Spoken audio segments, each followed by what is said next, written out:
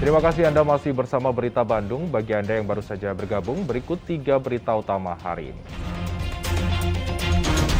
Guru yang membakar ruang kelas SMP Negeri 1 Cikelet, Garut karena honornya tak kunjung dibayar dihentikan kasusnya dan dibebaskan. Penularan COVID-19 di Jawa Barat naik 13%. Sejumlah sekolah menjadi klaster penularan saat PTM. Absen tahun lalu, atraksi barongsai kembali meriahkan perayaan Tahun Baru Imlek.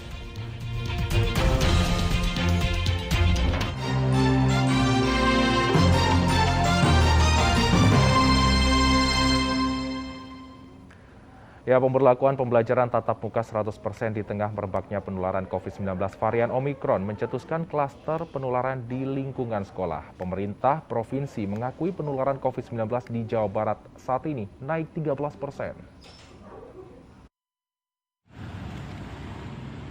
Salah satu klaster penularan terjadi di SMK Kesehatan Bayongbong Garut. Awalnya seorang siswa yang sakit terkonfirmasi positif COVID-19. Pelacakan kontak erat oleh Dinas Kesehatan menemukan 5 siswa lainnya juga tertular dan positif COVID-19.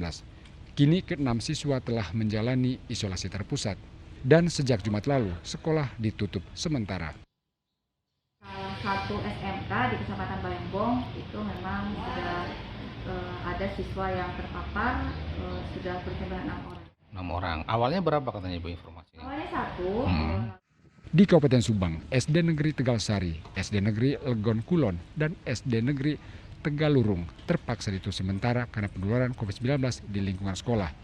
Data Dinas Kesehatan di 3 sekolah tersebut, penularan COVID-19 diketahui dari kepala sekolah yang jatuh sakit dan dinyatakan positif terinfeksi COVID-19. Pelacakan kontak erat menemukan penularan ke sekolah lain. Totalnya 2 kepala sekolah dan 2 pengajar dan 6 orang siswa yang positif COVID-19.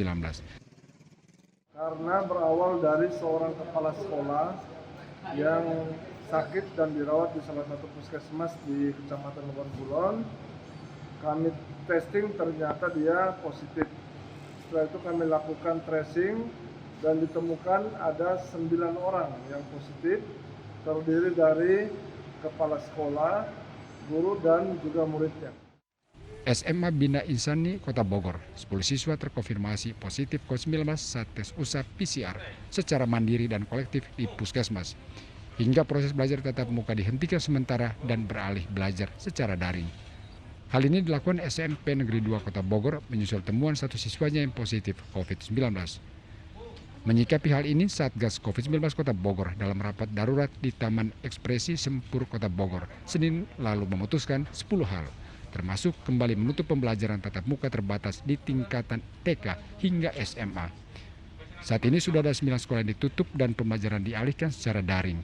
Di Kota Bogor tercatat ada 464 orang positif COVID-19, didominasi klaster luar kota dan keluarga. Kita sepakati untuk menunda PTM di semua tingkatan, ya karena angkanya tinggi sekali, 45 di seluruh sekolah dan kemungkinan akan menyebar. Dan klaster terbesar di Kota Bogor ini adalah klaster keluarga dan luar kota. Meningkatnya penularan COVID-19 di Jawa Barat diakui pemerintah Provinsi Jawa Barat saat rapat Komite Penanggulangan COVID-19 di Gedung Sate Kota Bandung Senin sore. Hari Minggu tercatat ada 2.048 penambahan kasus COVID-19, sehingga total ada 13.836 warga Jawa Barat yang terkonfirmasi positif COVID-19. Selain itu, juga ditemukan 492 kasus probable atau diduga varian Omikron. Per hari ini belum ada konfirmasi Omikron, tapi yang probable, yang terduga mirip-mirip gejalanya itu ada 492 probable Omikron. Tapi belum menjadi Omikron karena harus dilakukan pengetesan sekuens genom lagi 1 kali lagi. Kenaikan kasus di Jawa Barat diduga akibat mobilitas masyarakat yang cukup tinggi saat libur Natal dan Tahun Baru, ditambah abainya warga terhadap pelaksanaan protokol kesehatan. Tim Liputan melaporkan.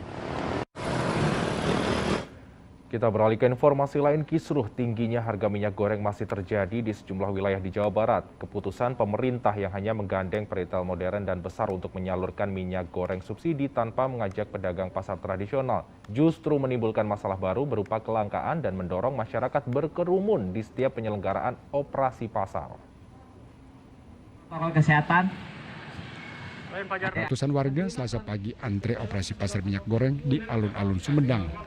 Karena tidak mudah untuk mendapatkan minyak goreng kemasan premium seharga Rp14.000 per liter di toko retail modern seperti minimarket dan swalayan.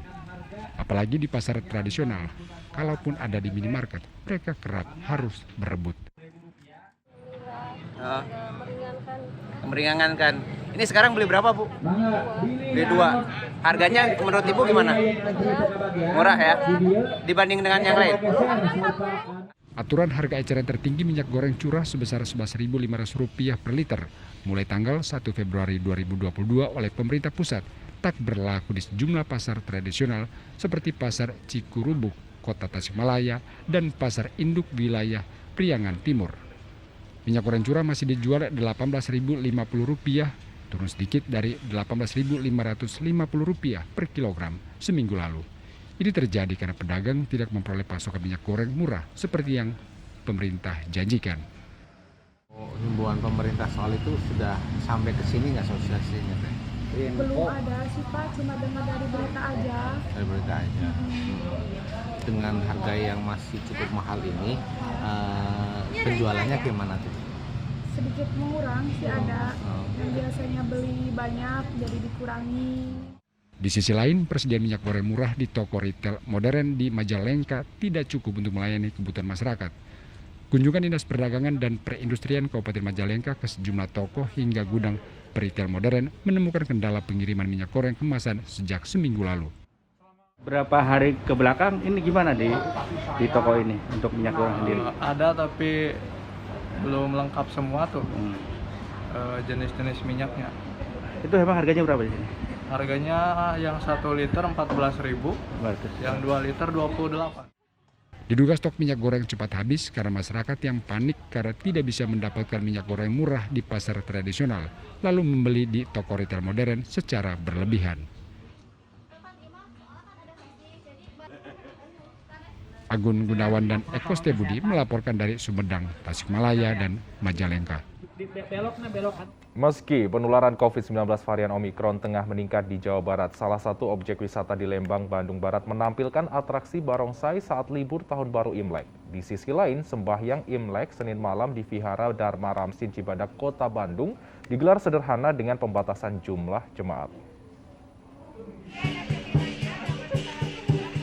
Perayaan Tahun Baru Imlek di objek wisata Floating Market Lembang, Bandung Barat berlangsung meriah hari Selasa. Setelah 2 tahun absen, atraksi barongsai kembali dihadirkan untuk menghibur para pengunjung. Kali ini berkeliling di atas perahu naga. Sejumlah pengunjung baik dewasa maupun anak-anak memberikan angpau kepada barongsai sebagai tradisi perayaan Tahun Baru Imlek. Atraksi barongsai pun menimbulkan kerumunan wisatawan yang penasaran untuk melihat barongsai lebih dekat. Sangat menghibur, apalagi kan ini hari Imlek, jadi ya sangat hiburan kayak gitu, jadi ngerasa perayaan juga kan. Ritual sembahyang Imlek Senin malam di Vihara Dharma Ramsi Kota Bandung dihadiri puluhan warga Tionghoa. Untuk memenuhi protokol kesehatan pencegahan penularan COVID-19, jumlah orang yang bisa masuk untuk sembahyang dalam wihara dalam satu waktu dibatasi hanya 30 orang. Namun di luar wihara, atraksi barongsai tetap dilaksanakan untuk menyambut Tahun Baru Imlek 2573. Namun hanya selama 5 menit saja untuk memenuhi syarat ritual. Kalau sudah selesai berdoa ya keluar masuk lagi gitu. Jadi nggak bisa kumpul di dalam. Jadi nggak ada kerumunan ya Pak ya? Nggak ada kerumunan. Siap. Biasanya jumlah warga Tionghoa yang melaksanakan sembahyang di wihara akan meningkat pada pagi di hari pertama Tahun Baru Imlek. Muhammad Abbas dan Muhammad Rizal melaporkan dari Bandung Barat dan Kota Bandung. Dan informasi tadi mengakhiri jumpa kita pagi ini. Bersama rekan yang bertugas, saya Freddy Cahya mengucapkan terima kasih atas kebersamaan Anda. Selamat pagi, selamat beraktivitas, dan sampai jumpa.